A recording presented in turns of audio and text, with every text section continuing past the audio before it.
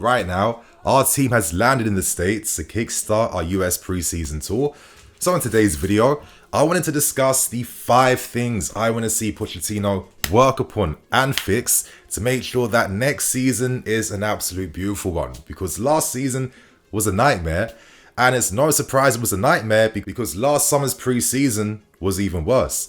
And the last time we saw a preseason this bad, unironically, was during the 15-16 season. So I'm sure, my friends, you guys are seeing that correlation between poor preseason prep and an even poorer season. But right now, under Pochettino, I can't help but feel a little bit optimistic. I mean, with his methodology on the training grounds, his coaching methods as well, plus the fact that we are fine-tuning this squad to suit his tactical ideas, I feel like if Pochettino fixes these 5 things during preseason, who knows what happens next season. So my friends, hit that like button, share your thoughts and opinions. Let's try and get over 3K likes again. And of course, if you guys are still excited for preseason, make sure you guys watch my 5 players to follow during preseason. But before we get into anything, I have one special announcement to make first. Today's video is sponsored by Chelsea's official betting partner in Parimatch UK. Parimatch are currently offering new customers the opportunity to get £30 in free bets to use on any football market, including upcoming Chelsea friendlies, when you place a £10 bet on any football market. Now, to claim this promotion, you must create a Parimatch account, make a deposit of £10 or more, and opt into the promotion. You then need to place your first £10 bet on any football market on odds of 2.0 or higher. You must do all of this within 7 days of registering your account to qualify. Now, all the links you need are in the description below. Thank you to Parimatch UK for sponsoring today's video. Now, to start with the first thing I want to see Pochettino fix, I'm going to start with fostering that team spirit and building team unity, because for me, I feel like this intangible in the sport isn't necessarily considered enough by us fans. But I'll tell you guys this: when I used to see guys like Drogba, Lampard, Ashley Cole, Terry play for us at the time, this was during periods where we were constantly seeing managers getting sacked and getting hired. And the only thing that was constant during all this dishevel was the fact that we had a strong United squad that could still compete against the adversity. And for me, from a very young age, that showed me the importance behind having team spirit and a united team. And I think one thing to consider during pre-season is the fact that, if you really think about it, our squad is nearly entirely new. We have a few core players that have been here for over 1 year, but for the rest of this squad, these guys have been in the country for less than 7 months, and we're still waiting for new additions to come to improve the team. So I feel like it's even more important now to foster and build and create this type of team spirit and unity, because this is essentially a brand new Chelsea team. And if these guys can't fight together, if they can't fight for each other as a team, then we're not going to do anything next season, because the competition now is fierce. Rivals around us, United's, Arsenal, City's, etc., they are buying players that strengthen their current tactical ideas. And right now, we're starting from level 0, where we're building these things up. So pre-season becomes even more important in fostering the spirit. But this is why I think Pochettino was hired specifically. And that's because he's a manager that's renowned for fostering and creating these types of squad dynamics. With Pochettino, he is a manager that will have those 1v1 conversations with players. And that's one of those things that managers to this day still don't adhere to and really follow. But that's really important in building that trust between the player and the manager. On top of this too, we know that Pochettino has grueling training sessions. We know about that Gaston test. We know that he's going to get these guys working. And on top of this, Pochettino wants to break these guys physically. But there's a methodology behind the madness. It's not to just break them physically for the sake of that. He is doing that to open up their mental capacities, because that's the key thing. If your team can't suffer together, how are they going to be mentally strong together? It's all about building this united mentality. And Pochettino only drops intensity once he feels like this value is shared collectively throughout the entirety of the squad. And for me, that's a powerful thing. And already I'm seeing positive signs. I'm seeing players during their holidays working, training, getting ready to condition themselves, because they know that this preseason will be grueling. It's going to be intense. It's going to be tiring. They would have heard this from previous players, friends, teammates that have worked and trained under Pochettino, and the fact that these guys are this focused to come back into pre-season in the best possible shape already is a positive sign of life under Pochettino. A new manager bounce on top of a new, exciting, dynamic way of playing. I mean, it's the best of both worlds, and it comes at a complete contrast to last season where, our season was typified by having players who were surplus to requirements, unhappy players, disenfranchised players, demotivated players. Like, all these things are bound to be a recipe for disaster, and it's no surprise why training sessions last season were at an all-time low. It wasn't good enough, and it's no surprise that we didn't look like a team at all from last season. So for me, this is an important thing that Pochettino has to fix and get right. Now, for my second thing that Pochettino has to fix, decide upon your spine. I feel like every successful team has a spine. You need to have a leading attacker, midfield player, defender, and a goalkeeper too. Certain special teams like Real Madrid, they might have a few more players to add to their spine because they are that good. But recently, with us on the other hand, we've had zero. We've had nothing. We've had no spine. But for me, I feel like spines are the most important thing you need to have because basically they promote who your best and most important players are. And if your best important players can perform to their best levels, that's going to help the supporting cast around them, of course, do better things. And right now, in my opinion, the current potential spine I'm seeing is Nkunku, is Enzo Fernandez, is Levi Colwill, and it's Reece James as well too. Now, if we do sign Caicedo, I feel like he can add to the spine, but currently I feel like these 4 players are our best players in our squads, and it's like, cool.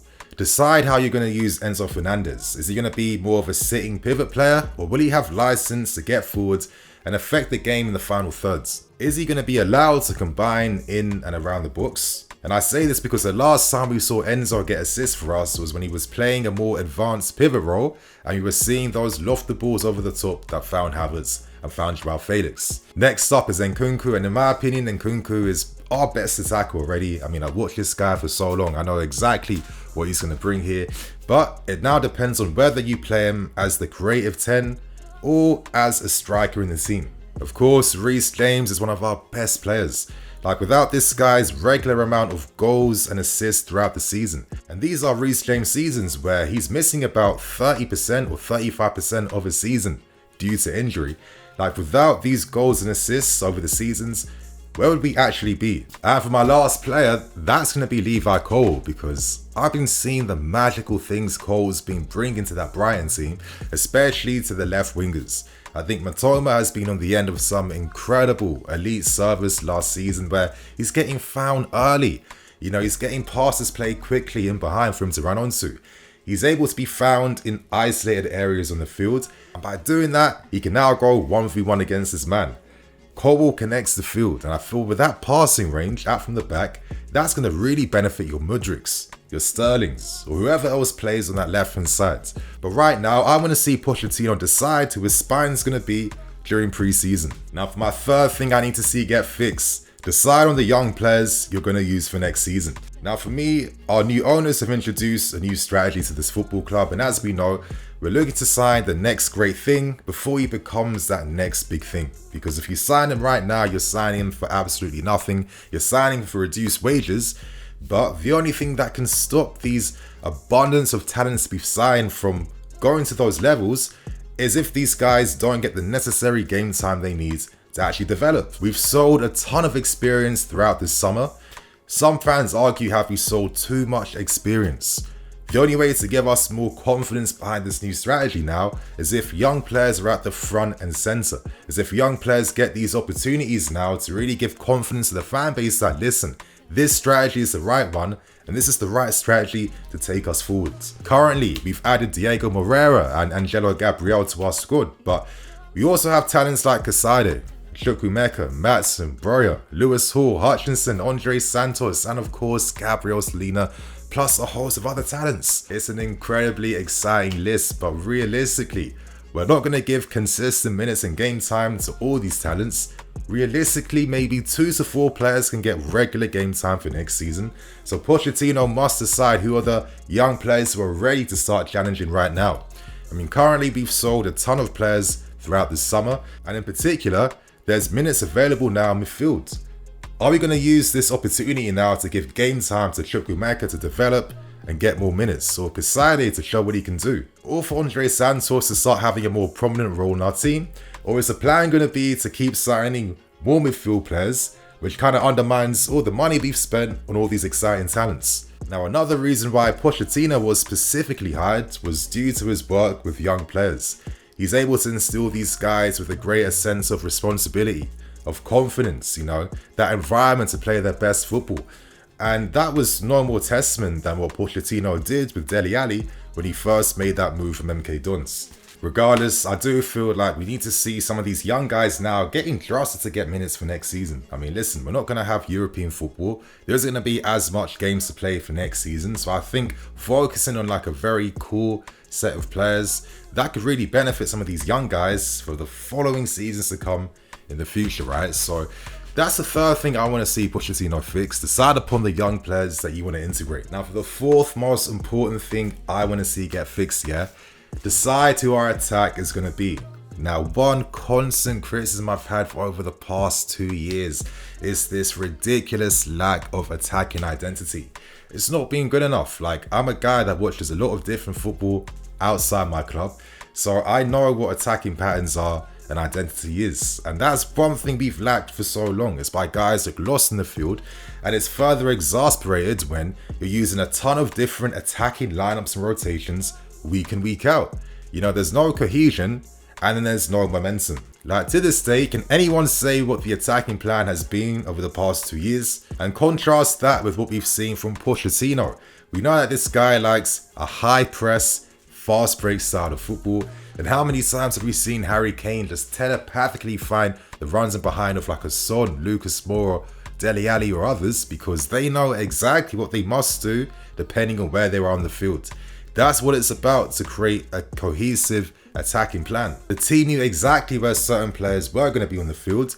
Kane knew where the runs were going to get made, and teammates knew where Kane was going to find positions to be in to receive passes to start playmaking. That's what it's about, man. But to do this, we must decide, are we going to attack with a 3 or a front 4? Are we going to see guys like Nkunku playing up front, or maybe playing as a 10? Who are the main wingers going to be? Will that be Madueke and Mudryk, or is that going to be Sterling and Madueke? We need to decide. But I feel like this area is the most important area, and it's this area that's been undermined for so long, and I think it's one of the key reasons why we have underperformed as a team. And I do kind of feel like ever since Thomas Tuchel introduced a more automatism style of approach to our football, that has its pros and cons, right? The pros being that if your team is like supporting cast members that aren't levels compared to other guys, well, with clear set and defined instructions on what to do here, when, and there on the field, you can make the entire team more cohesive and stronger. But the con is that when things are working against you, no one has any creative solutions. No one has any ideas, because your game plan has been figured out. Now, understand why Tuchel introduced this. It's all about controlling the game. If you control the game, it means that you limit the threat of your opposition. But the caveat being is the fact that your football becomes playing for a few clear-cut chances. And I kind of feel like with a team that's mostly consisting of guys under 23 years old, they don't have the experience to be this precise and this efficient in front of goal.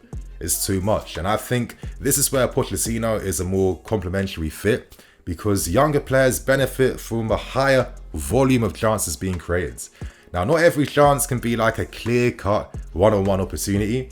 A lot of goals are scored through half-chance situations, but the only way you can benefit from them is if there's like attacking understanding, cohesion and confidence between the attacking players on the field. And for me, I think this squad that we're currently building definitely complements Pochettino's high pressing, fast breakaway style of football, because we have the dynamism up front now with our wingers. We've got that pace in behind, and strikers that can combine and also have that pace too, to really take advantage of Pochettino's football. So for me, fix the attack, that's key. And for the final thing I need to see Pochettino fix decide upon the tactics during pre-season.